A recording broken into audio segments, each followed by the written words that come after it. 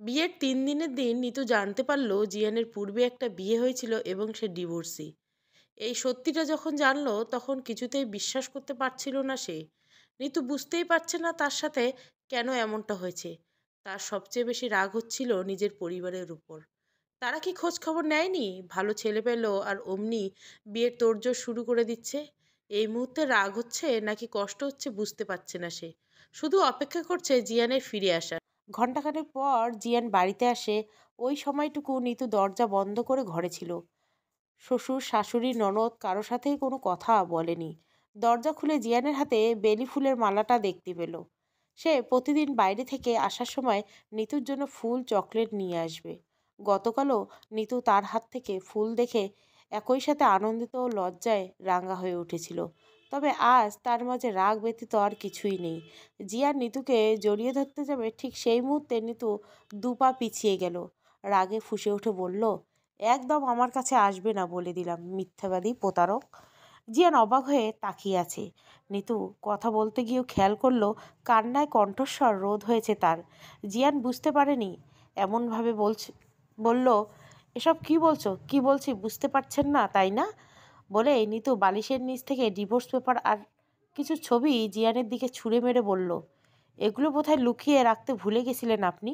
আপনারা প্রত্যেকে আমায় ঠকিয়েছেন। জিয়ান চমকে যায় দেখে এগুলো নিতুর কাছে এলো কী করে। তবে সে কিছু বলতে পারল না। অপরাধীর মতো মাথা নত করে দাঁড়িয়ে রইল।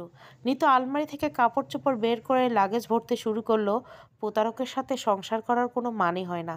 এই পর্যায়ে জিয়ান নিতুর হাত ধরে বলে, কাপড় লাগেজে ভরছো কেন, কোথায় যাবে তুমি? নিতু এক ঝটকায় হাত সরিয়ে দিল। কান্না করতে করতে বলল, চলে যাচ্ছি এই বাড়ি থেকে। আপনার সাথে সংসার করা আমার পক্ষে সম্ভব না। আমার কথা শোনো। কোনো কথাই শুনবো না। আগে শোনানোর কথা মনে হয়নি? কেন ঠকালে আমায়, কেন লুকিয়েছ আগের বিয়ের কথা? তুমি আগে শান্ত হও, আমি তোমাকে সব বলছি। আপনি আর একটাও কথা বলবেন না আমার সাথে। চিৎকার চেঁচিয়ে শুনে বাড়ির লোকজন ওদের রুমে চলে এলো। নিতু তখনও কাপড় গোছাচ্ছিল। জিয়ানের বাবা জুবাইর রহমান তখন জানতে চাইলো, কি হয়েছে, কাঁদছো কেন মা? কিছু কড়া কথা বলতে গিয়েও নিতু বলতে পারল না, দমে গেল। কান্নায় দলা পাকিয়ে যাচ্ছে।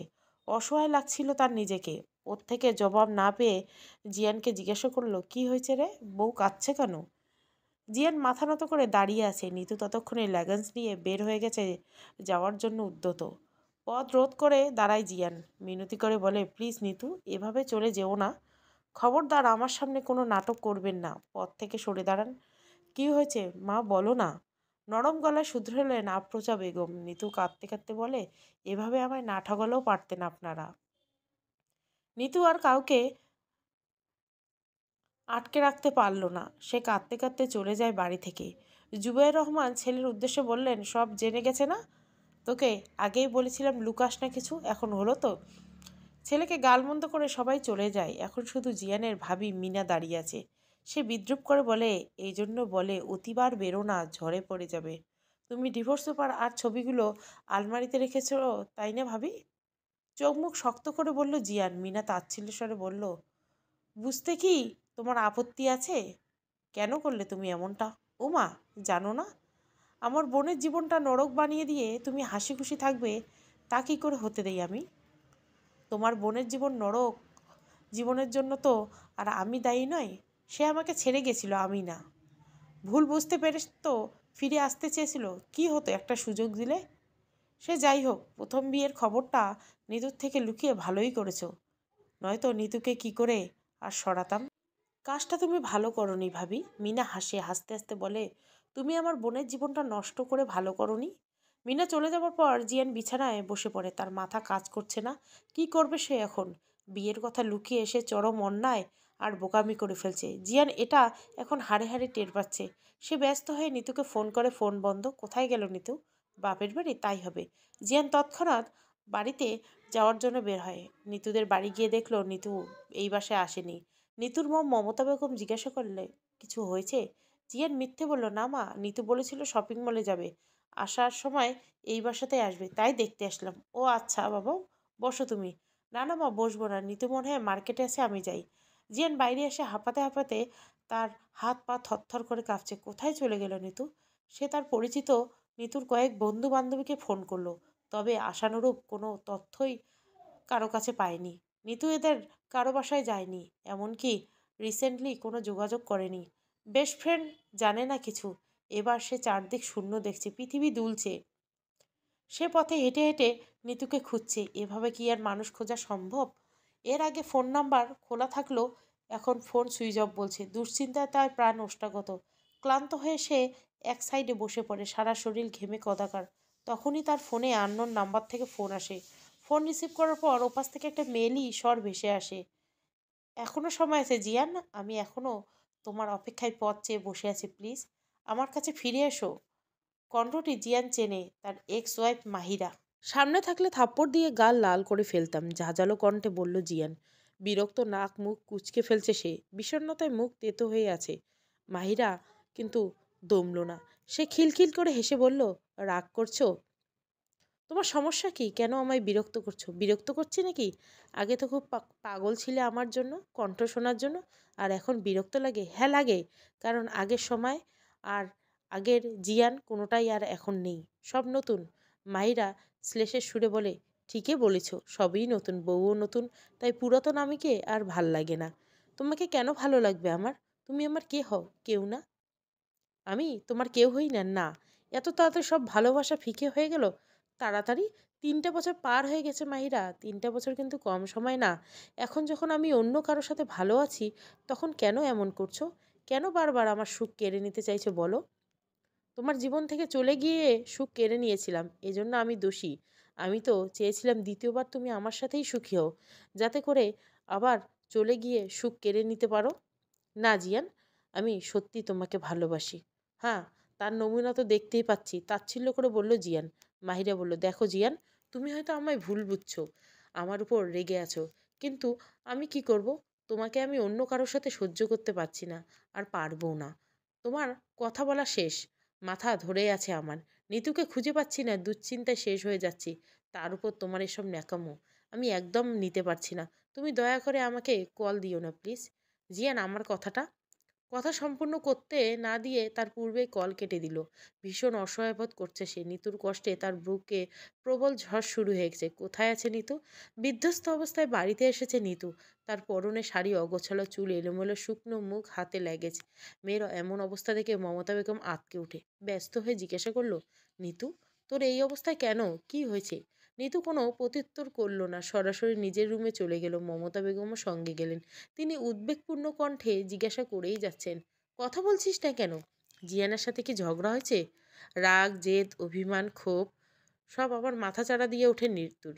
বাবা মায়ের ভুলের জন্য আজ তাকে পস্তাতে হচ্ছে। প্রচণ্ড অভিমানী এসব কথা বাবা মা কাউকে তার বলতে ইচ্ছা করছে না। সে ঠিক করেছে বলবেও না। সময় থাকতে যখন খোঁজ নেওয়া প্রয়োজন মনে করেনি, এখন আর জেনেই বা কী করবে? কোনো প্রয়োজন নেই তাদের জানায়। সে শীতল কণ্ঠে বলল, কিছু হয়নি, আমায় একটু একা থাকতে দাও।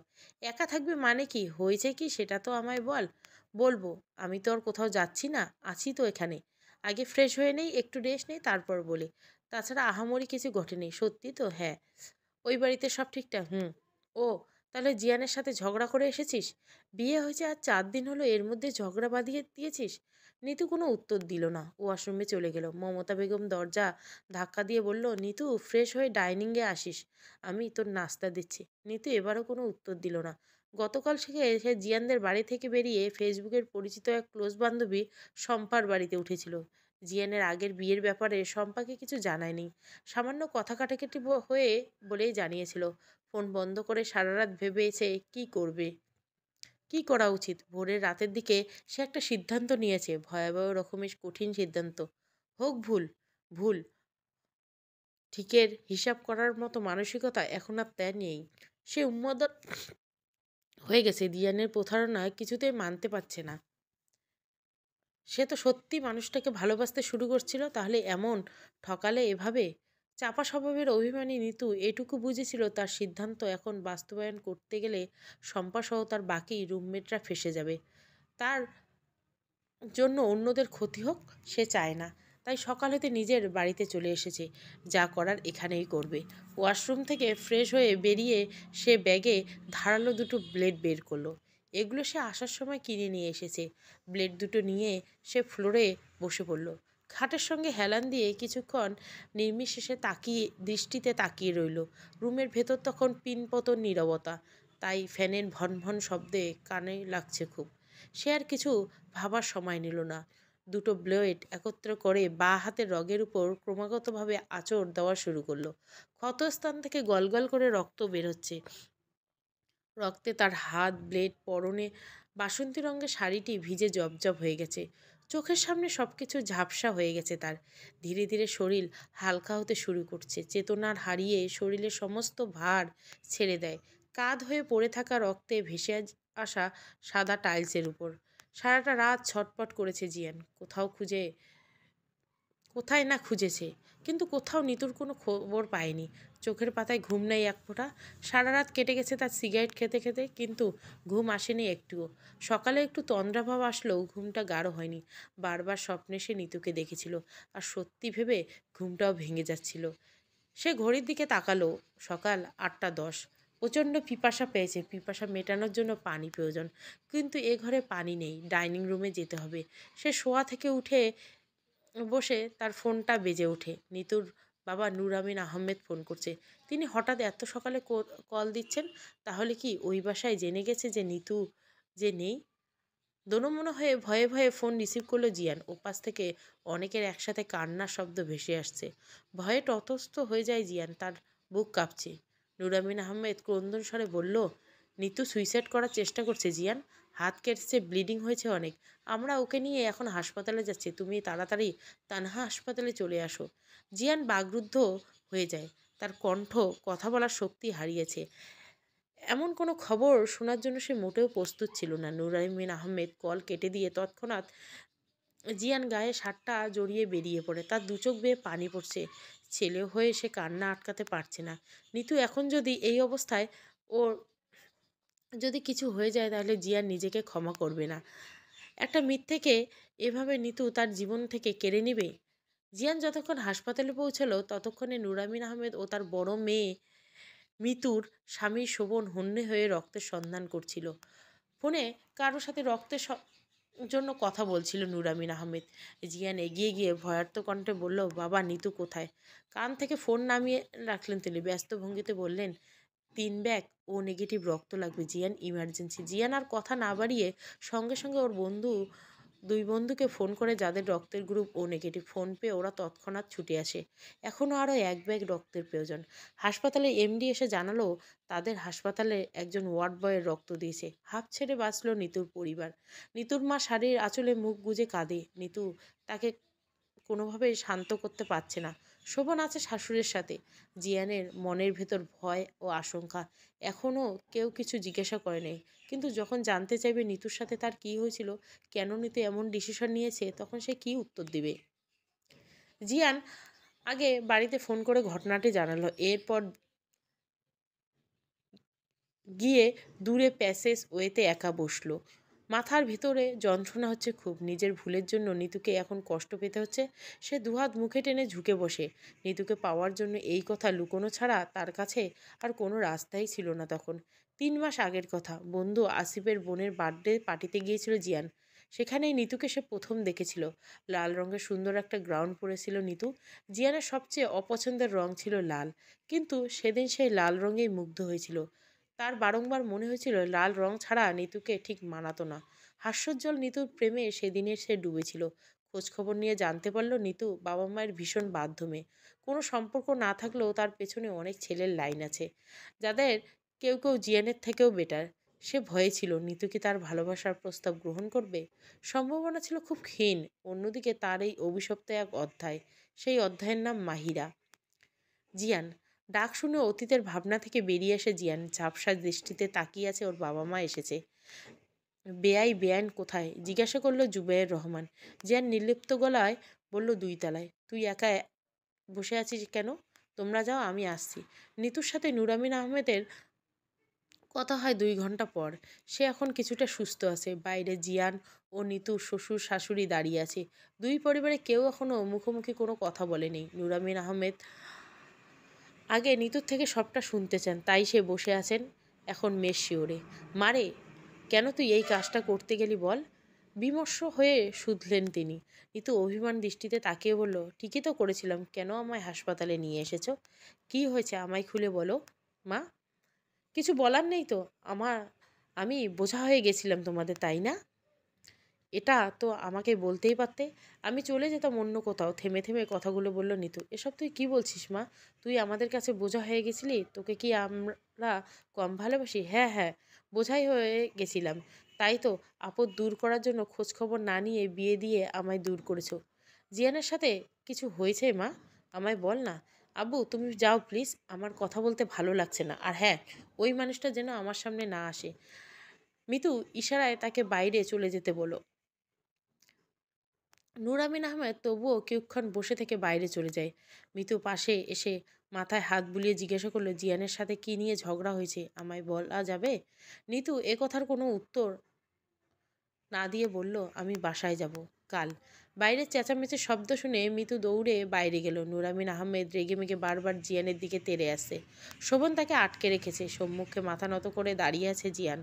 নুরামিন আহমেদ ক্ষুব্ধ হয়ে বললেন, এত বড় প্রতারণা কেন করলেন আপনারা আমাদের সাথে? বিয়ের ব্যাপারটা কেন আগে জানালেন? তাহলে আজ আমার মেয়ের এই করুণ দশা দেখতে হতো না। জুবাইর রহমান মাথা নত করে বললেন, জিয়ানের সাথে সায় দেওয়া আমাদের উচিত হয়নি ভাই, কিন্তু এখন তো কিছু করার নেই। কেন কিছু করার থাকবে না? নিতু যদি না চায় তাহলে এই সংসার করবে না। মমতা বেগম স্বামীকে সামিয়ে বললেন, আহা থামো, সংসার ভাঙা কি মুখের কথা? এটা হাসপাতাল, এখানে এসব নিয়ে ঝামেলা করো না। নিতুকে নিয়ে আগে বাসায় যায়, তারপরে একসাথে বসে এসব নিয়ে কথা বলা যাবে। শোভন এবং মিতু তাতে সায় দিল। জিয়ান মিতুর হাত ধরে অনুরোধ করলো, নিতুর সাথে একটু কথা বলবো আপা। নিতু তোমার সাথে কথা বলবে না আপা, প্লিজ, বেশি সময় নেব না। জিয়ানের আকুতি মিনতি শুনে রাজি হলো মিতু। কেবিনে প্রবেশ করতেই নিতু প্রচণ্ড রেগে যায়। আমি বলছিলাম না ওনাকে আমার সামনে আসতে, না কেন এনেছিস তাও? মিতু শান্ত কণ্ঠে বলল, ও কি বলে শোন একটু, মাথা ঠান্ডা কর। আমার কারো কথা শোনা লাগবে না। তার সংসার আমি করব না। নিতুর রাগ কমছে না দেখে জিয়ান কেবিন থেকে বেরিয়ে গেল। উত্তেজিত নিতু কি থেকে কি করে ফেলবে তার কোনো ঠিক নেই। রাতে শোভন, জিয়ান আর মমতা বেগম হাসপাতালে রয়ে গেল। সারা রাত জেগে থাকার তন্দ্রা ভাব চলে আসে মমতা বেগমের। তিনি নিতুর পাশের বেডে শুয়ে পড়লেন। শোভনের ঘুম ঘুম চোখে তাকিয়ে বলে, চলো চা খেয়ে আসে। জিয়ান বলল, আপনি যান ভাইয়া, আমি এখানেই থাকি। অগত্যা শোভন একাই চলে গেল। চা খেয়ে যখন ফিরে এলো, জিয়ান সেখানে নেই। সে কেবিনে একবার উকি দিয়ে চমকে গেল, নিতুও নেই। শাশুড়িকে ঘুম থেকে ডেকে তুলল। জিজ্ঞাসা করলো, মা নিতু কোথায়? ভয়ে আঁতকে উঠল মমতা বেগম। জিজ্ঞাসা করলো, নিতু কোথায় মানে? এখানেই তো ছিল। দুজনে মিলে বাইরে বেরিয়ে আসে। শোভন রিসেপশনে গিয়ে জিজ্ঞাসা করতে একজন রিসেপশনিস্ট বলল, স্যার একটু আগেই তো তার হাজবেন্ড হাসপাতালের সব বিল পে করে তাকে নিয়ে গেল, আপনারা জানেন না? শোভন হা হয়ে যায় এই কথাটা শুনে। প্যাকেট থেকে ফোন বের করে শ্বশুরকে ফোন করার জন্য। তখনই সেই জিয়ানের মেসেজ দেখতে পায়, ভাইয়া নিতুকে আমি নিয়ে গেলাম। কোথায় যাচ্ছি সেসব এখন বলবো না, কিন্তু নিতুকে ছাড়া আমি একদম থাকতে পারবো না। আর একবারও ও বাড়ি চলে গেলে আমার কাছে আসবে না।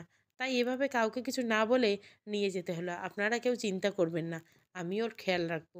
সকালে সূর্যর পিঠে আলো চোখে মুখে পড়ায় ঘুম ভেঙে গেল নিতুর।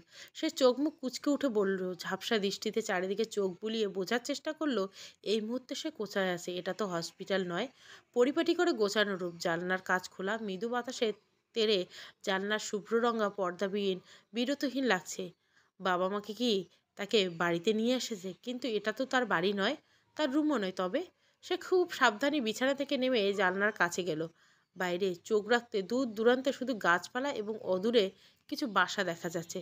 তবে সে সেখানে এখন থাকুক না কেন, এই বাড়িটা তার পরিচিত নয়, এমনকি এই জায়গাটাও নয়। দরজা খোলার শব্দ পেয়ে সে পিছনে ফিরে তাকালো। জিয়ানকে দেখে মাথা ফের গরম হয়ে যায়। দিশেহারা হয়ে পড়ে সে। ক্ষিপ্ত কণ্ঠে বলে, আপনি? জিয়ান কি বলবে বুঝতে পারছে না। নিতুর চোখের দিকে তাকানোর সাহসও নেই তার। তবুও সে সংকোচের সহিত অপরাধীর ন্যায় নিতুর চোখের দিকে তাকালো। সেই চোখের রয়েছে জিয়ানের জন্য ঘৃণা, সীমাহীন রাগ। সে গোপনে দীর্ঘশ্বাস নিয়ে বলল, মাথা গরম করো না, শান্ত হয়ে বসো। খাবার খেয়ে ওষুধ খেতে হবে। শান্ত হয়ে বসবো কি? আপনি আমাকে কোথায় নিয়ে এসেছেন? জিয়ান বাইরে থেকে আনা খাবার প্লেট ঢালতে ঢালতে বলল, অনেক দূরে। নিতু সামনে এগিয়ে গিয়ে প্রশ্ন করলো, অনেক দূরে কোথায়? এই জায়গার নাম কি? তুমি চিনবে না, নাস্তা করো। প্লেট সজোরে দূরে ছুঁড়ে মারল নিতু। রাগে কাঁপছে সে। জিয়ানকে শূন্য দৃষ্টিতে কয়েক পলক তাকিয়ে থেকে অন্য প্লেটে নিজের জন্য আনা খাবার ঢালল। নিতু এবারও খাবার ফেলে দেওয়ার জন্য উদ্যত হতে জিয়ান নিতুর হাত আলতো করে চেপে ধরল। শান্ত কণ্ঠে বলল, খাবার এভাবে নষ্ট করা ঠিক নয় নিতু। আপনি যে আমার জীবনটা নষ্ট করে দিলেন তার বেলায় তুমি এভাবে বলছো কেন? আগের বিয়ের কথা তোমার থেকে লুকিয়ে আমি ভুল করেছি, চরম অন্যায় করেছি, এটা মানছি। তাই বলে তোমার জীবন নষ্ট তো করিনি। আমি তোমাকে সত্যিই ভালোবাসি নিতু। ভালোবাসা? কোনটা ভালোবাসা বলছেন আপনি? যাকে মিথ্যে বলে ঠকিয়ে বিয়ে করেছেন তাকে আবার ভালোবাসেন বলে দাবি করছেন? এই সত্যটা লুকাতে আমি বাধ্য হয়েছিলাম। কে বাধ্য করেছিল আপনাকে? তোমার প্রতি তৈরি হওয়া আমার ভালোবাসা। তুমি যদি জানতে আমি আগে বিয়ে করেছিলাম একটা, তাহলে কি আমায় বিয়ে করতে তুমি? তোমার বাবা মা কেন এত ভালো ভালো অপশান রেখে আমার হাতে তুলে দিত? এজন্য আমি আপনি আমায় ঠগাবেন? মিথ্যা আশ্রয় নিয়ে যেই সম্পর্ক শুরু হয় সেই সম্পর্ক কখনো টিকে থাকতে পারে না। আমি আপনার সঙ্গে সংসার করব না, ডিভোর্স চাই আমার। জিয়ান আকুল হয়ে নিতুর হাত ধরল। তার দু চোখ ছলছল করছে। সে বিষণ্ণ হয়ে বলল, যা ইচ্ছে করো নিতু, আমায় বকো মারো যা ইচ্ছে, তবু প্লিজ আমায় ছেড়ে যাওয়ার কথা বলো না। তোমাকে ছাড়া আমি বাঁচতে পারবো না, আর আপনার সঙ্গে আমি থাকতে পারবো না। আমাকে বাড়িতে দিয়ে আসেন। তুমি আমাকে ক্ষমা না করলে কোথাও যাওয়া হবে না। নিতু পরিহাস করে বলে, আপনি আর ক্ষমা? হা, কতদিন এভাবে আমাকে আপনার কাছে আটকে রাখবেন আপনি? একদিন, দুদিন, 1 মাস, 1 বছর, যেদিন আমি সুযোগ পাবো সেদিনই আমি চলে যাব। আপনার মতো প্রতারকের সাথে আমি কোনো মতেই সংসার করব না। কথার আঘাতে জর্জরিত হয়ে জিয়ান কিছু বলতে পারল না। কী বা বলবে সে? কী বা বলার আছে? সে যা করেছে তার তুলনা হয়তো এসব কথায় কিছুই না। সে নিতুর জায়গায় নিজেকে দাঁড় করিয়ে নিতুর কষ্ট মনোভাব বোঝার চেষ্টা করছে, কিন্তু কেউ একটাবার তার জায়গায় দাঁড়িয়ে তাকে বোঝার চেষ্টা করছে না। কেউ বুঝতে চাইছে না কতটা ভালো সে নিতুকে বাসে। জিয়ান পাশের রুমে গিয়ে বসে রইল। নিতু ফ্লোরে বসে কাঁদছে। সে এসব কিছুই মানতে পারছে না। বাবা মায়ের পছন্দ করা ছেলেকে বিয়ে করে ভালোবাসতে শুরু করেছিল। শুরুটাই তাকে দংশন করতে শুরু করে দিয়েছে। সমাপ্তি তাহলে কেমন হবে? এতক্ষণ সে এভাবে কেঁদেছে সে জানে না। একটা সময় সে ক্লান্ত হয়ে পড়ে। শরীরে এতটুকু শক্তি নেই বলে মনে হচ্ছে। খুব খিদে পেয়েছে। ক্ষুধার যন্ত্রণা সহ্য করতে না পেরে সে খাবার খেয়ে নেয়। মানসিকভাবে সুস্থ থাকতে হলে শারীরিকভাবে সুস্থ থাকতে হবে ভেবে সে ওষুধগুলো খেয়ে নিল। এখান থেকে কি করে বের হওয়া যায় সেই চিন্তায় সে অস্থির হয়ে পড়েছে। শুয়ে থাকতে থাকতে তন্দ্রাভাব চলে এসেছিল নিতুর। সেই সময় সে অনুভব করলো কেউ কাঁদছে। সে চোখ মেলে তাকিয়ে দেখলো ফ্লোরে বসে নিতুর হাত ধরে অজোরে কাঁদছে জিয়ান। নিতু উঠে বসতে চাইল। বাধা দিল জিয়ান। ক্রন্দন স্বরে বলল, উঠো না, শুয়ে থাকো। কাঠের পুতুলের ন্যায় চুপ করে শুয়ে রইল নিতু। জিয়ান নিজেকে কিছুটা সামনে নিয়ে বলল, আমার প্রাক্তন ওয়াইফের নাম মাহিরা, ভাবির ছোট বোন। ভাইয়া ভাবি বিয়েটা ছিল অ্যারেঞ্জ ম্যারেজ। ওদের বিয়ের মাধ্যমে মাহিরাকে আমি চিনি। সম্পর্কে বেআইন লাগতো, তাই হাসি ঠাট্টা করতাম। ও বাসায় আসতো প্রায়। এক এক সময় এক এক রকম মনোভাব বোঝানোর চেষ্টা করতো। প্রথম প্রথম আমি এসব আমলে নিতাম না। একদিন সরাসরি বলেও দিল ও আমাকে ভালোবাসে। আমি সেদিন খুব একটা অবাক হইনি, কারণ ওর ভাবসাব চোখের ভাষা আমি অনেক আগেই বুঝেছিলাম যে সে আমাকে পছন্দ করে কিংবা ভালোবাসে। সত্যি বলতে ওকে আমার ভালো লাগতো, কিন্তু বিয়ে করার কথা ভাবনা কিংবা রিলেশন করব এসব আমি কখনো ভাবিনি। সেদিন ওর ভালোবাসার কথার কোনো জবাব দিতে পারিনি। ও ধরে নিয়েছিল উত্তর নেগেটিভ, তাই ভীষণ কান্নাকাটি করেছিল। আমাদের বাসায় আসা বন্ধ করে দিয়েছিল। আমার ফোন ধরতো না, মেসেজে রিপ্লাই করতো না। পরে তখন আমি ওর একাকিত্ব অনুভব করতে শুরু করলাম। প্রচণ্ড মিস করতাম। একটা সময় ফিল করলাম, হ্যাঁ, ওকে আমিও ভালোবাসি, ওকে আমার চাই। কিন্তু কিভাবে ওকে এটা বলবো বুঝতে পারছিলাম না। আমার দোনো-মনোর মাঝে ভাবি তার বাবা মাকে নিয়ে সরাসরি আমার বাবা মায়ের সাথে আমার আর মাহিরার বিয়ে নিয়ে কথা বলে বসলো। আমি বিস্মিত হওয়ার সাথে সাথে খুশিও হয়েছিলাম। মাহিরাকে বাবা মায়েও ভীষণ পছন্দ করতো, তাই তারা আপত্তি করেনি। আমাকে মতামত জানাতে বললে আমি হ্যাঁ বলে দিই। আমাদের যখন বিয়ে হয় মাহিরা তখন ইন্টার প্রথম বর্ষের ছাত্রী। বিয়েটা হলো একদম ঘরোয়াভাবে। একদম ঘরোয়াভাবে মানে দুই পরিবার আর আমার কিছু কাছের বন্ধু ছাড়া আর কেউ জানতো না, এমনকি পাড়া প্রতিবেশীও নয়। কথা ছিল মাহিরা ইন্টার কমপ্লিট হলে অনুষ্ঠান করে বিয়ে হবে, আর তখনই সবাইকে জানানো হবে। বিয়ের পর সময়টা যাচ্ছিল স্বপ্নের মতো। আমি নিজেই তখন ওর চেয়ে বেশি পাগল হয়ে গেছিলাম। সারাক্ষণ ওর কথা ভাবতাম, ওর সাথে কথা বলার জন্য অপেক্ষার প্রহর গুনতাম। এমনভাবে ওর মাঝে বিলীন হয়ে গেছিলাম যে তখন আমি মাহিরা ছাড়া আর কিচ্ছু বুঝতাম না। ও সেকেন্ড ইয়ারে ওঠার পর সব এলোমেলো হতে শুরু করলো, অন্য ছেলের সাথে সম্পর্ক জড়ায়। কল ওয়েটিং পেতাম, ভীষণ ব্যস্ততা দেখাতো। সম্পর্কের কথা জানার পর ওকে এই ব্যাপারটা জিজ্ঞাসা করলে সরাসরি আমায় বলে দিয়েছিল ওর নাকি এখন আর আমাকে ভালো লাগে না, আমার সাথে সংসার করবে না। কত হাতে পায়ে ধরে কেঁদেছি, তবু ওর মন গলাতে পারিনি। দুই পরিবারে কেউই ওকে ওর সিদ্ধান্ত থেকে টলাতে পারেনি। কেউ থাকতে না চাইলে তাকে তো জোর করে রাখা যায় না। তাই ওর ইচ্ছেতে ডিভোর্স হয়ে গেল আমাদের। আমি হয়ে গেলাম ছন্নছাড়া। কি করি না করি নিজের কাজের কোনো ঠিক ঠিকানা নেই। মা কান্নাকাটি করতো ভীষণ। মাস ছয়েক যাওয়ার পর ভাবলাম নিজেকে আবার গুছিয়ে নেওয়ার প্রয়োজন, এবং আর কোনো নারীকে জীবনে ঠাঁই দিব না। আমার এই সিদ্ধান্ত, আমি ততদিন পর্যন্ত স্থির থাকতে পেরেছি যতদিন আমি তোমায় দেখিনি, তোমায় চিনতাম না। আসিফের বাসায় লাল ড্রেস পরা তোমাকে দেখেই আমার কি যে হয়ে গেল আমি বুঝতে পারিনি। নতুন করে ভালোবাসা জন্মাতে শুরু করলো মনে। অনেকবার চেষ্টা করেছি তোমাকে মাথা থেকে ঝেড়ে ফেলার, কিন্তু পারিনি। তোমার সম্পর্কে খোঁজ খবর নিয়ে বুঝলাম তুমি রিলেশনে কখনো রাজি হবে না। সত্যি বলতে রিলেশনে আমিও আগ্রহী ছিলাম না। বিয়ে নিয়ে আরও বেশি ভয়ে ছিলাম যে সব জানলে তোমার বাবা মা তোমাকে আমার কাছে বিয়ে দেবে নাকি, তুমি রাজি হবে নাকি, সব নিয়ে আমি ভীষণ ভয়ে ছিলাম।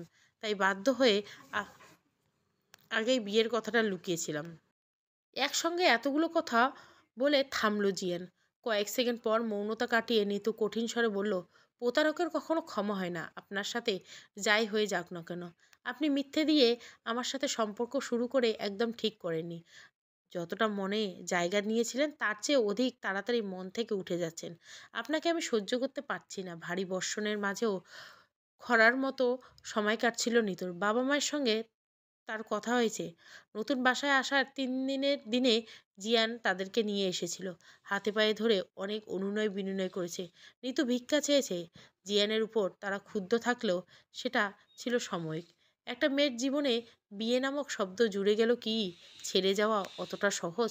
অন্তত বাঙালি মেয়ের জীবনে তো নয়। এজন্য হয়তো রাগ জেদকে প্রশ্রয় না দিয়ে বাবা মা বোন দুলাভাই সকলে নিতুকে সবটা মেনে নিতে বলেছে। সংসারে ঝামেলা হয়, ঝামেলা হয় সেটা নীতিও জানে। তাই বলে প্রতারণা? মা বোন যখন মাথায় হাত বুলিয়ে বোঝাচ্ছিল, নীতু কিছু বলেনি, চুপচাপ সবার কথা শুনে গেছে। কী বা বলবে, তার আগেও কিছু বলার ছিল না, আর এখনও নেই। তবে মনে মনে ঠিকই সে ভেবে নিয়েছে আজ হলেও সে জিয়ানকে ছেড়ে যাবে, কাল হলেও যাবে। এজন্য সে কাউকে কিছু বলার প্রয়োজন মনে করেনি। কিছুদিন বাদে শ্বশুর শাশুড়ি এসেছিল। তারা তাদের ভুলের জন্য অনুতপ্ত, কিন্তু নিতু যেন স্তব্ধ জড়বস্তু পুতুলের মতো, যার মাঝে কোনো রাগ ক্ষোভ প্রাণ কিছুই নেই। ভাবির জন্য জিয়ান নিতুকে নিয়ে আলাদা থাকছে, এতে বাবা মাই সায় দিয়েছে। কারণ তারা কেউ চায় না মিনার জন্য আবারও ওদের মাঝে কোনো ঝামেলা হোক। মাহিরা আজকালও বাড়িতে আসছে। নিতু নিশ্চয় এসব ভালোভাবে নেবে না। মনের উপর ফের বাজে প্রভাব পড়বে। জিয়ান কোনো মতেই নিতুকে হারাতে চায় না, তাই সে নিতুকে নিয়ে আলাদা থাকাই শ্রেয় মনে করেছে। নিতু বসে আছে বারান্দার ফ্লোরে। রান্নাঘর থেকে শব্দ হলো, কিছু পড়ে গেছে। জিয়ান অফিস থেকে এসেই রান্না করতে চলে গেছে। শুধু আজ নয়, 1 মাস ধরে এই নিয়ম চলে আসছে।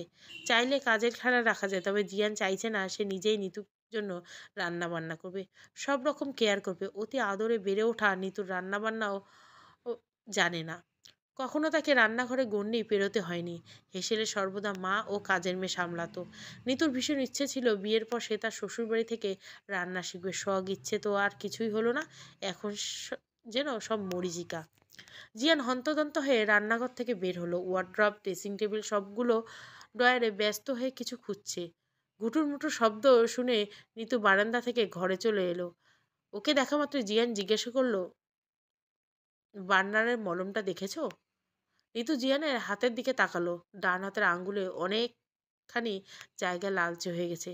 সে কোনো প্রশ্ন না করে নিশ্চুপ থেকে মলমটা খুঁজে হাতে দিল। তৎক্ষণাৎ আবার কি যেন ভেবে নিজেই জিয়ানের হাতে মলম লাগিয়ে দিল। এই ঘটনায় যেন জিয়ানের সমস্ত কষ্ট ধুয়ে পানি হয়ে গেছে। ভাতের গরম মার হাতে পড়ায় যতটা যন্ত্রণা হয়েছিল, এখন তার চেয়ে অধিক বেশি আনন্দ অনুভব হচ্ছে। সে মনে মনে ভাবছে ভাগ্যিস ভাতের মার পড়েছিল। মলম লাগালো শেষে ঋতু ভারী কণ্ঠে বলল, রান্না শেষ? জিয়ান বলল, হুম। তরকারি বাকি আছে। নিতু কয়েক সেকেন্ড নিষ্পলক তাকিয়ে রইল। তার আজ নিজের উপর ভীষণ রাগ হচ্ছে। কেন সে আগে রান্নাটা শিখলো না? নিতুর রাগ যে যত বেশি, মনটাও ঠিক ততটা নরম।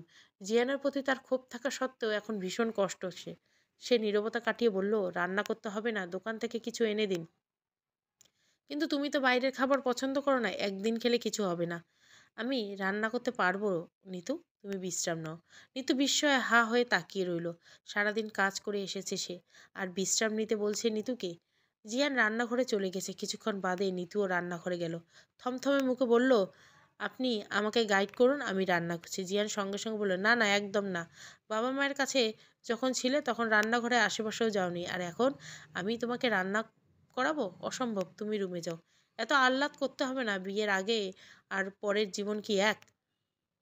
তুমি আগেও যেমন ছিলে এখনও তেমনই থাকবে। এমনিতে আমি তোমাকে অনেক কষ্ট দিয়ে ফেলেছি, আর কোনো কষ্ট দিতে চাই না। নিতু জেদ ধরে, ঠিক আছে, তা আজ তাহলে আমি খাবো না। জিয়ান দমে গেল। নিতুর রাগ সম্পর্কে সে অবগত, তাই নিজের অপারগতা মেনে নিয়ে বলল, রাগ করো না, আমি বলে দিচ্ছি সব তরকারিটা বসিয়ে তুমি ঘরে চলে যাবে, বাকিটা আমি সামলে নিতে পারবো, ঠিক আছে? নিতু প্রত্যুত্তর করলো না। জিয়ান যেভাবে যেভাবে বলে ঠিক নিতুও সেভাবে তরকারি বসিয়ে দিল। জীবনে প্রথমবারের মতো সে রান্না করেছে। কিছুটা ভীত ও কিছুটা আনন্দ কাজ করছে তার মাঝে। নিতু হাসি হাসি মুখ দেখে সাহস সঞ্চার করলো জিয়ান। আলগোছে পেছন থেকে বাম হাত দিয়ে নিতুকে জড়িয়ে ধরে কাঁধে থুতনি রাখলো। হাসি বন্ধ হয়ে গেলেও নিতু সরল না, কিছু বলল না। জিয়ানের সঙ্গে তার মনে মনে ঝগড়া চলল। সে জিয়ানকে তার অধিকার থেকে বঞ্চিত করেনি। যখন কাছে চেয়েছে নিতু রাজি হয়েছে, বারণ করেনি। তবে সে যে মন থেকে সায় দেয়নি এটা জিয়ান বুঝতে পারত। জিয়ান ক্ষীণস্বরে বলল, আমার উপর কি এখনো রাগ আছে তোমার? গরম লাগছে, ঘরে যাব। জিয়ান ছেড়ে দিল নিতুকে। ছোট্টখাট্ট এই মুহূর্তগুলো নিতু সবসময় তাকে এড়িয়ে চলে। ওপর থেকে স্বাভাবিক ব্যবহার করছে বলে মনে হলো, ভেতর থেকে একদম নিস্তব্ধ হয়ে গেছিল নিতু। কয়েকদিন যাবৎ নিতুর মুড সুইং বেশি হচ্ছে। খেতে ভালো লাগলে না, মাথা ঝিমঝিম করে, বমি বমি লাগে। কয়েকদিন স্বাভাবিক অসুস্থতা হলেও এখন ভয়টা মনে চেপে বসেছে। গত মাসে পিরিয়ড হয়নি, এই মাসেও মিসিং। ভয় সংশয় থেকে জিয়ানকে বলেছিল প্রেগনেন্সি কিট আনতে। জিয়ান রাতে বাড়ি ফেরার পথে নিয়ে এসেছিল। রাতে খেয়ে দিয়ে নিতু অপেক্ষা করছে সকাল হওয়ার। রাতে দুশ্চিন্তায় ঠিকমতো তার ঘুম হয়নি। সারা রাত প্রায় জেগেছিল। ভোর 5টার দিকে উঠে ওয়াশরুমে গিয়ে প্রেগনেন্সি কিট দিয়ে টেস্ট করলো। রেজাল্ট দেখে তার চোখ ছানা বড়া, বুক কেঁপে উঠলো। কিছুক্ষণ থম মেরে কিটের দিকে তাকিয়ে থাকে। পরক্ষণে অগ্নিমূর্তি ধারণ করে ওয়াশরুম থেকে বেরিয়ে জিয়ানকে চিৎকার করে ডাকতে শুরু করলো। জিয়ান ধরপড়িয়ে ঘুম থেকে উঠে বসে চিন্তিত হয়ে জিজ্ঞাসা করছে, কি হয়েছে? শরীর খারাপ লাগছে? নিতু কিট ছুঁড়ে ফেললো বিছানার উপর। জিয়ান হাতে তুলে নিয়ে কয়েক সেকেন্ড তাকলো। রেজাল্ট পজিটিভ দেখে খুশিতে ঝলমলে হয়ে উঠে তার মুখ। আনন্দে আত্মহারা হয়ে কিছু বলার পূর্বে নিতু চিৎকার করে বলে, কেন করলি এই কাজ? কেন বেবি দিলি? বেবি নিব বলেছিলাম। জিয়া নিতুকে শান্ত করে বলল, আমার কথা শুনো নিতু। কিসের কথা শুনবো? তুই ইচ্ছে করে করেছিস এটা, যেন আমি তোকে ছেড়ে যেতে না পারি, তাই না? রাগে ঘরের জিনিসপত্র ভাঙচুর করতে শুরু করলো নিতু। অবস্থা বেগতিক দেখে জিয়ান উঠে গিয়ে শক্ত করে জড়িয়ে ধরল। প্রথমে নিজেকে ছাড়ানোর জন্য ধস্তাধস্তি করলেও পরে নিতু চুপ হয়ে যায়। নিতুর ছোট্ট ফ্ল্যাটটি আনাচে কানাচে আনন্দ ও খুশির ছোঁয়া। খবর পেয়ে দুজনের পরিবারেও ছুটে এসেছিল। মিষ্টি ভরে গেছে ঘর। নিতু স্তব্ধ নিশ্চুপ। মা হওয়ার নিয়ে তো এক সময় তার মাঝে অনেক স্বপ্ন ছিল, তাহলে এখন সে কেন খুশি হতে পারছে না? জিয়ানের একটা ভুলের জন্য? একটা ভুল কি মনের মাঝে এতটাই দাগ কাটতে পারে? সবাই একসঙ্গে বসে আছে। নিতুর মা মমতা বেগম বলল, জিয়ান, নিতুকে তাহলে আমাদের বাসায় নিয়ে যাই এখন? তুমি তো সারাদিন অফিসে থাকো, ওর দেখভাল করার জন্য তো কাউকে প্রয়োজন। জিয়ান সঙ্গে সঙ্গে বলল, না মা, নিতু আমার কাছেই থাকবে, আমি ওর দেখাশোনার জন্য আলাদা লোক রাখবো। নিতু এই প্রসঙ্গে কিছু বলল না। সে এখানেই থাকুক কিংবা বাপের বাড়িতে থাকুক, তা নিয়ে কোনো ভ্রুক্ষেপ নেই। নিতুর বাবা মা এইটুকু বুঝতে পেরেছে এতদিনে জিয়ান তাদের মেয়েকে ঠিক কতটা ভালোবাসে। সত্যি বলতে এত তাড়াতাড়ি বাচ্চা নেওয়ার প্ল্যান দুই পরিবারেরই ছিল। বাচ্চা হলে হয়তো নিতু আর এমন থাকবে না, তার মন পাল্টে যাবে, আগের মতো স্বাভাবিক হয়ে যাবে। জিয়ান খুব করে চায় তার নিতু আগের মতো হয়ে যাক। তাই বাচ্চা তো এভাবে বাচ্চা নেওয়া। কেউ আর নিতুকে নিয়ে যাওয়ার জন্য জোর করলো না। মাঝে মাঝে তারা এসে কয়েকদিন করে থেকে যাবে। নিতুর মা যাওয়ার পূর্বে মেয়ের হাতে চুমু খেলো, তার চোখে অশ্রু, আনন্দের অশ্রু। তার সেই ছোট্ট মেয়েটা কত বড় হয়ে গেছে, তার চোখের দৃশ্যপটে এখনো ভাসছে। এই তো কিছুদিন আগে মেয়ে তার আঁচল ধরে ঘুরতো, সারাক্ষণ মামা ডেকে বাড়ি মাথায় কুড়ে ফেলতো। আর আজ সেই মেয়ে এখন মা হবে, তাই আনন্দ খুশিতে চোখের পানি এসে পড়ল। তিনি নিতুর মাথায় হাত বুলিয়ে দিয়ে বললেন, এবার একটু স্বাভাবিক হ মা, আগের মতো হাসি খুশি থাক, অতীত ভুলে যা। জিয়ান তো আর তোকে ছেড়ে যায়নি। দুনিয়ার সমস্ত কিছু একদিকে আর অন্যদিকে তুই। কেন জেদ করে শুধু শুধু ছেলেটাকে কষ্ট দিচ্ছিস আর নিজেও কষ্ট পাচ্ছিস? জীবনটা ভীষণ ছোট্ট রে মা। এক জীবনে যদি রাগ অভিমান করেই সময় নষ্ট করে ফেলিস, তাহলে ভালো আর থাকবি কবে? নিজের ভালো থাকাটা নিজেরাই তৈরি করে নিতে হবে। অন্য কেউ তোর ভালো থাকা নিয়ে তৈরি করতে পারবে না। আমার কথাগুলো একটু শুনিস মা, নিজের যত্ন নিস, খাওয়া দাওয়া করিস ঠিক মতো।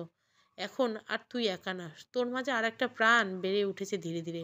নিজের জন্য না হলেও ওর জন্য তোকে ভালো থাকতেই হবে। নিতু মায়ের সবগুলো কথা চুপচাপ শুনে গেছে শুধু। সবাই চলে যাওয়ার পর আবার বাড়ি ফাঁকা। দুদিনের ভিতরে 19-20 বছরের একটা মেয়ে ঠিক করে জিয়ান অফিস থেকে না আসা অবধি শুধু মেয়েটা নিতুর সঙ্গে থাকবে এবং খেয়াল রাখবে। আরেকজন কাজের খালা ঠিক করে, যিনি 3 বেলা এসে শুধু বাড়ির কাজ করে যাবেন। নিতুর মাঝে আর একটা প্রাণ, এটা সে মন থেকে অনুভব করতে পারে না। হয়তো এমনিতেই এই অনুভূতি হতো না, যদি না প্রেগনেন্সির সিনড্রোমটা তার মাঝে দেখা দিত। বাচ্চা পেটে আসার পর থেকে তার অস্বস্তি শুরু হয়। কিছুই খেতে পারে না, সারাক্ষণ মুখ তিতকুটে হয়ে যায়, পেটে কিছুই থাকে না, তবুও সারাক্ষণ বমি বমি একটা ভাব থাকে। মাথা কেমন ঝিমঝির করে, তেঁতুল ছাড়া কিছুই তার ভালো লাগে না। যে কোনো খাবারে গন্ধে তার বিরক্ত লাগে, বিশেষ করে মাছের গন্ধ তার একেবারে সহ্য করতে পারে না। এজন্য জিয়ান বাড়িতে মাছ আনা বন্ধ করে দিয়েছে। সে নিজেও নিতুর জন্য মাছ খায় না। নিতু যখন একা একা থাকে তখন আনমনে সে পেটের উপর হাত রাখে, বোঝার চেষ্টা করে এখানেই বুঝি আছে সেই ছোট্ট প্রাণটা। কিন্তু মা হওয়ার যে সহজ বিষয় না, তাই সে এত এত অসহ্য যন্ত্রণা তাকে সহ্য করতে হচ্ছে, এগুলো তো সে আগে কখনো অনুভব করেনি। তবে এখন জিয়ানের কেয়ারের করার পরিমাণ আরও বেড়ে গেছে। এক কথায় বলতে গেলে নিতুকে সে চোখে হারায়। দুই একদিন পর পরে বাবা মা শ্বশুর শাশুড়ি বন্ধুলাভে এসে নিতুকে দেখে যায়। আসার সময় এক গাদা করে খাবার নিয়ে আসে। এত খাবার দেখে গা গুলিয়ে ওঠে নিতুর। নিতু যে মা হচ্ছে, তার মাঝে যে আর একটা প্রাণ বেড়ে আছে, এটা যে সত্যিকারের অর্থে মন থেকে অনুভব করে। একদিন মাঝরাতে হঠাৎ করে সে পেটে আঘাত পায়। ঘুমের ঘোরে যখন বুঝতে পারলো, ঘুম ভাঙার পরে বুঝতে পারলো তার সেই ছোট্ট প্রাণটা পেটে কিক দিচ্ছে, সে ব্যথা পাচ্ছে। তবুও অদ্ভুত আনন্দ হচ্ছে তার মাঝে। সে তার বড় পেটটার উপর হাত রাখলো। এই তো আবারও কিক দিল। ঋতু উঠে বসলো চারিদিকে, কিন্তু একা উঠতে পারছে না। বসতে শুতে তার অনেক সমস্যা হয়। সে জিয়ানকে ডেকে তুললো। জিয়ান কিছুটা ভয় পেয়ে বলল, কি হয়েছে, কিছু লাগবে? নিতু ক্ষীণস্বরে বলল, আমি বসবো। জিয়ান নিতুকে ধরে বালিশের সঙ্গে হেলান দিয়ে বসিয়ে দিল। নিতু এক হাত ধরে বলল, খারাপ লাগছে? নিতু কিছু বলল না, জিয়ানের হাতটা নিজের পেটের উপর রাখলো। জিয়ান আনন্দে চিৎকার করে বলল, বাবু কিক দিচ্ছে। নিতু ছলছল নয়নে উপর নিচ মাথা ঝাঁকালো। নীল রঙের ডিম লাইটে মৃদু আলোতে নিতুর হাসি, ছলছল করা নয়ন সবই স্পষ্ট দেখতে পাচ্ছিল জিয়ান। সে নিতুর পেটে আলতো করে চুমু খেয়ে নিতুর বুকের মাঝে জড়িয়ে ধরল। এভাবে কতটা সময় পার হয়েছে কেউই জানে না। নিতুর সকল অভিমান, গ্লানি, কষ্ট মনে হচ্ছে আজ শেষ হয়ে গেছে। নিতুর প্রাণের অস্তিত্বটা তাকে নতুন একটা জীবন উপহার দিয়েছে। জিয়ানের বুকে মাথা রেখে নিতু বলল, বাচ্চা হওয়ার সময় তো অনেক মেয়েরা মারা যায়। আমি যদি মারা যাই আপনি কি করবেন? জিয়ান বুক কেঁপে ওঠে। সে শক্ত করে জড়িয়ে ধরার বাঁধন। মৃদু ধমক সুরে বলে, একদম আজে বাজে কথা বলবে না নিতু। এসব কথা আমার একদম ভালো লাগে না। এগুলো তো সত্যি কথা, আপনি বলেন এমনটা কি হয়?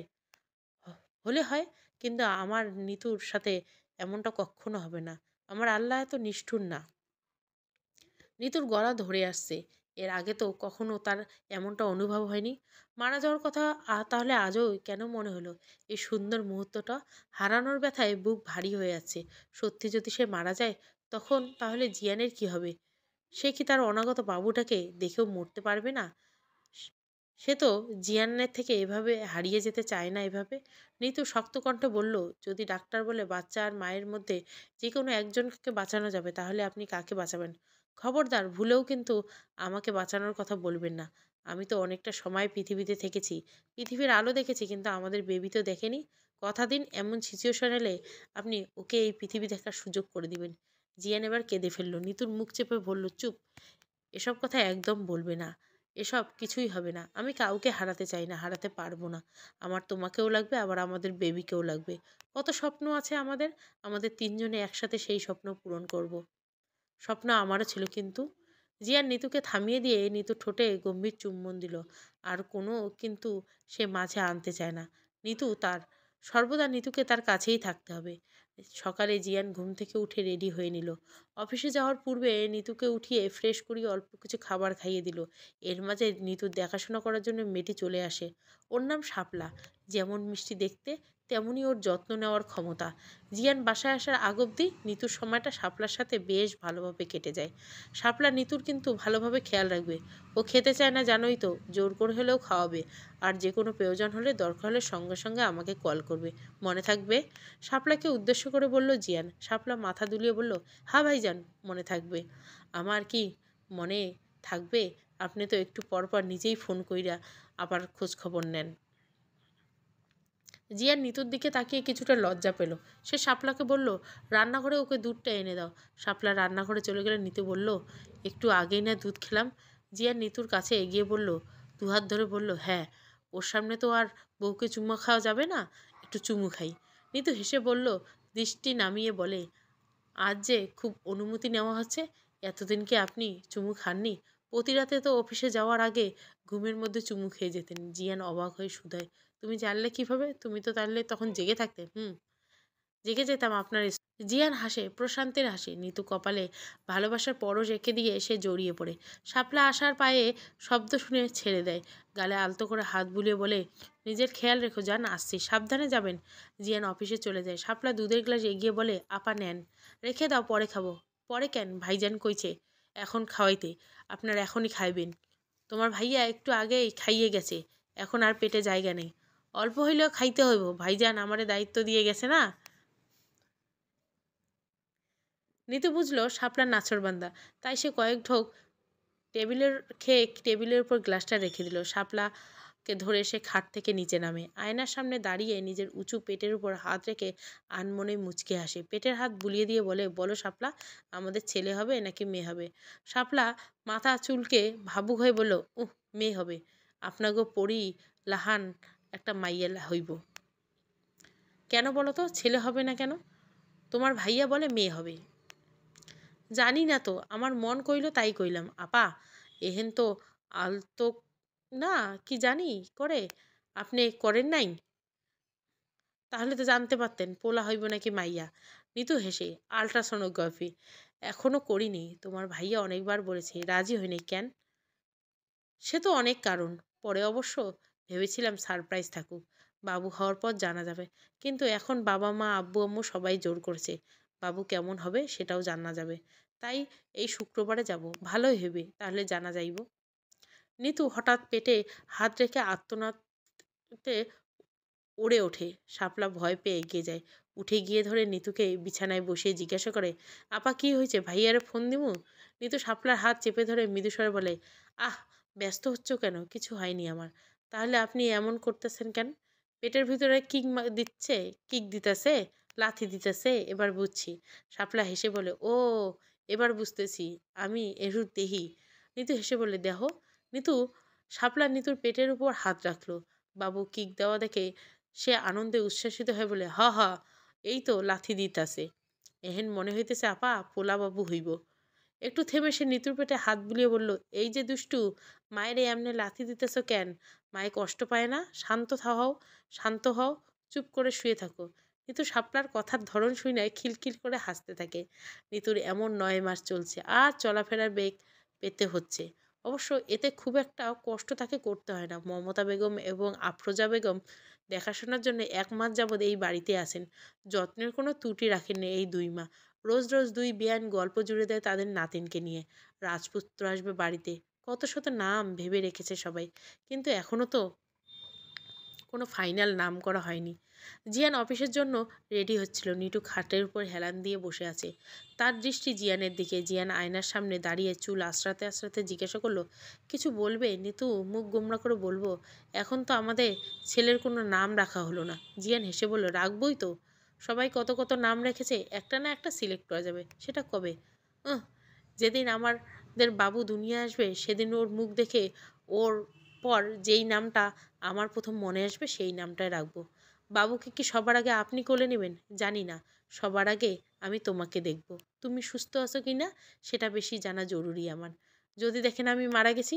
জিয়ান মুখের রং পাল্টে যায়। সে চোখ মুখ শক্ত করে বলে, তোমার এসব কথা আমার ভালো লাগে না নিতু। আর কতবার বলছি তোমায় এ কথা বলবে না। কেন এভাবে আমাকে কষ্ট দাও তুমি? নিতু চুপ করে রইল কিছুক্ষণ। এরপর বলল, আচ্ছা সরি, আর বলবো না। একটু কাছে আসেন। জিয়ান কাছে এসলো। নিতু চুলের মাথায় মাঝে হাত বুলিয়ে বলল, আমি তোমায় হারাতে পারবো না। কেন বোঝো না নিতু? নিতু এবার আর কিছু বলল না। নিঃশব্দে মাথায় রাখলো জিয়ানের বুকে। মিনিট পাঁচেক পর জিয়ান ঘড়ি দেখলো। অফিস যাওয়ার সময় হয়ে গেছে। সে বলল, নিতু আজকে অফিসে না যাই। নিতু মাথা তুলে বলল, কেন? তোমাকে এভাবে ছেড়ে যেতে ইচ্ছা করছে না। ইস ঢং। জিয়ান হেসে নিতুর কপালে চুমু খেয়ে বলল, আচ্ছা যাচ্ছি আমি। নিজের খেয়াল রাখো। আল্লাহ হাফিজ। জিয়ান অফিসে যাওয়ার পর নিতুর মা, শাশুড়ি এবং শাপলা বসে গল্প করছে। আচার খাওয়ার পর নিতু লেবার পেন উঠছে। তৎক্ষণাৎ নিতুকে হাসপাতালে আনা হয়। প্রচণ্ড ব্যথায় সে চিৎকার করে কাটছে। বারবার জিয়ানকে দেখার জন্য আর্তনাদ করছে। আফরোজা বেগম নিতুর মাথায় হাত বুলিয়ে বললেন, একটু সহ্য করো মা। জিয়ান ফোন করেছে তোমার বাবা, ও এখনই আসছে। যেহেতু নর্মালে ফুটফুটে একটা সুন্দর ছেলেবাবু হয়েছে, ঠিক যেন রাজপুত্র। ডাক্তার এবং নার্স বাইরে এসে দেখালেন, কারো মুখে হাসি নেই কেন? সবার চোখে পানি। ডাক্তার বিস্মিত হয়ে বললেন, আপনারা সবাই কাঁদছেন কেন? পেশেন্ট এবং বেবি দুজনেই সুস্থ আছেন। পাশ থেকে তখন অন্য একটা নার্স এসে ডাক্তারদের উদ্দেশ্য করে মলিন কণ্ঠে বলল, স্যার, পেশেন্টের হাজবেন্ড হাসপাতালে আসার সময় রোড অ্যাক্সিডেন্টে মারা গেছেন, তাই হাসপাতালে তাকে আনা হয়েছে। ডাক্তার এবং বাকি নার্সরা কর্তব্য বিমূঢ়। তাদের কথা বলার মতো কোনো ভাষা নেই। ভাগ্য কি এতটাই নির্দয় হতে পারে? সদ্য নবজাতক শিশু, সে অল্প কিছুক্ষণ আগে দুনিয়া দেখলো। তার বাবা এই দুনিয়ায় নাই। স্ত্রী হয়তো স্বামীর জন্য অধীর আগ্রহে অপেক্ষা করে আছে। যখন জানবে তার সবচেয়ে কাছের মানুষটাই আর নেই, তখন কি হবে? বড্ড অভিমান নিয়ে নিতু বেডে শুয়ে আছে। এই পর্যন্ত কেউ তাকে দেখতে ভেতরে এলো না। সবাই বাবুকে পেয়ে তাকে ভুলেই গেছে। সবার কথা বাদ, জিয়ান, সে কি করে এমনটা পারল? সকলে কি বলেছিল সব ভুলে গেছে, কিন্তু মন যেন বলছিল অন্য কিছু। কোথাও একটা গরমিল হচ্ছে, কিন্তু সেটা কি? প্রশ্নের উত্তর পাওয়ার পূর্বে নার্সবাবুকে এনে নিতুর কোলে দিয়ে বলল, ম্যাম, আপনার ছেলে কি সুন্দর হয়েছে দেখতে। নিতু ছেলেকে কোলে নিয়ে জাগতিক সব দুঃখ যেন ভুলে গেল। কি আদুরে মুখ, ঠিক যেন জিয়ানের মতো হয়েছে। নিতু অজস্র চুমু খেলো। বুকের সাথে জড়িয়ে ধরে নার্সকে শুধরল। আমার কি কেউ নেই এখানে? সবাই আছে, ওনারা কিছু ফর্মালিটি নিয়ে ব্যস্ত আছে তো, তাই আপনার কাছে আসতে পারেনি। আর আমার হাজব্যান্ড, সে ব্যস্ত। নার্স ইতস্তত করে বলল, সে সম্ভবত এখনো আসেনি। সবাই আসবে। এখন আপনাকে বিশ্রাম নিতে হবে। বাবুকে আমার কাছে দিন। নার্সটি অন্য এক নার্সকে ইশারা করলো। সে এসে নিতুকে ঘুমের ইঞ্জেকশন দিয়ে ঘুম পাড়িয়ে দেয়। আপাতত তার কোনো সমস্যার সমাধান নেই তাদের কাছে। এমতো অবস্থায় জিয়ানের মৃত্যুর খবর জানলে ঝুঁকিপূর্ণ। শুধু আফসোস এবং কষ্ট এইটুকুই, যেই মানুষটা জীবনের চেয়ে বেশি ভালোবাসত, সেই মানুষটা শেষবারের মতো দেখতে পাবে না এই হতভাগী নারীকে। সময়, জীবন, নিয়তি যখন নিষ্ঠুর হয়, তখনই বুঝি শেষটাও দেখিয়ে দেয়। কি নির্মম সত্য! জিয়ানের মৃত্যুর খবর পেয়েছে নিতু একদিন পর। জিয়ানকে কবর দেওয়া হয়েছে বাড়িতে। নিতু অবস্থা পাগল প্রায়। সে কবরের উপর মাথা রেখে চিৎকার করে কাঁদছে, আর্তনাদ করে বলছে, বারবার কেন ঠকান আমাকে? প্রথমবার ক্ষমা করলে এবার আর আপনাকে আমি ক্ষমা করব না। তিনজন একসাথে বাঁচার কথা ছিল, একসাথে স্বপ্ন পূরণ করার কথা ছিল। তাহলে কেন চলে গেলেন আমাদের একা রেখে? কি করে থাকবো আমি আপনাকে ছাড়া? আপনার মতো করে আমাকে আর কে ভালোবাসবে? আপনি তো আমায় জীবন্ত লাশ বানিয়ে গেলেন। জীবন্ত লাশ আমি যে বেঁচে থেকেও বেঁচে নেই। খুব তো রাগ করতেন আমি মারা যাওয়ার কথা হলে। আর এখন আপনি কি করে পারলেন আমায় ছেড়ে যেতে? আমি তো হাজারবার বলেও যাইনি, আর আপনি একবার না বলেই চলে গেছেন এভাবে আমাকে নিঃস্ব করে। বাবুকে প্রথম কোলে নিয়ে নাম দেওয়ার কথা ছিল না? কই, আপনি তো কোনো নাম দিলেন না। আপনি কেন কথা রাখেননি? আপনি মিথ্যেবাদী, মিথ্যেবাদী। নিতুর গলা ভেঙে গেছে কাঁদতে কাঁদতে। তার চারপাশে বসে রয়েছে সবাই। সবার মাঝে সে একা। কাউকে তাকে মানাতে পারছে না, সরাতে পারছে না এখান থেকে। কবরের উপর থেকে মাথা রেখে নিতু ফুঁপিয়ে বলে, আপনাকে আমি ভীষণ ভালোবাসি জানেন, কখনো বলা হয়নি। বলার সুযোগটা দিলেন না আমায়। আপনাকে ছাড়া এমন দ্বিধা নিয়ে আমি বাঁচবো কী করে বলতে পারেন? সমাপ্ত। গল্পটা ভালো লাগলে অবশ্যই লাইক, শেয়ার এবং সাবস্ক্রাইব করবেন। Thank you for watching.